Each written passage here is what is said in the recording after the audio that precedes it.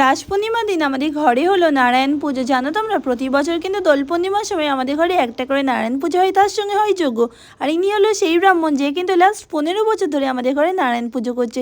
সত্যি কথা বলতে ওনার পুজো আমাদের এত ভালো লেগেছে, তাই কখনো আমরা ব্রাহ্মণ বদলানোর কথা চিন্তাই করিনি। আর জানো তো, উনি কিন্তু আমাদের বাড়ির কাছাকাছি থাকে বললে কথাটা একদমই ভুল বলাবে, কারণ 5 থেকে 6টা স্টেশন পার করে তারপর কিন্তু ওনাকে আমাদের বাড়িতে আসতে হয়। আর জানো তো, আগে যখন উনি আমাদের বাড়িতে নারায়ণ পুজো করতে আসতো তখন কিন্তু প্রতিবারই একটা করে নারায়ণ শিলা নিয়ে আসতো, বাট এখন আর আনে না। কেন জানো তো? কারণ 2 বছর আগে উনি যখন আমাদের বাড়িতে পুজো দিতে এসেছিল তখন কিন্তু আমার জন্মদিন ছিল, আর আমার জন্মদিনে উনি আমাকে একটা শ্বেত নারায়ণ দিয়ে গেছিল। আচ্ছা, তোমাদের কার কার বাড়িতে শ্বেত নারায়ণ আছে আমাকে কিন্তু কমেন্ট করে অবশ্যই জানাবে। তো পুজো শেষ হওয়ার কিছুক্ষণ পরেই কিন্তু মা এখানে প্রসাদ মাখা শুরু করে দিয়েছিল, আর দেখো সিন্নিতে কিন্তু মা সেই নারকেলটাও দিয়ে দিয়েছিল যেটা দিয়ে কিন্তু যজ্ঞ হয়েছিল। তো দেখতেই পাচ্ছ এখানে গ্লাস ভর্তি চিন্নি রেডি হয়ে গেছিল। তো আমি ভাবলাম আমি আর দেরি না করে একটু প্রসাদ খেয়েই নিই। তো ভিডিওটাকে আমি এখানে এন্ড করছি। যদি ভালো লেগে থাকে লাইক শেয়ার সাবস্ক্রাইবটা করে দিও guys. For today bye, love.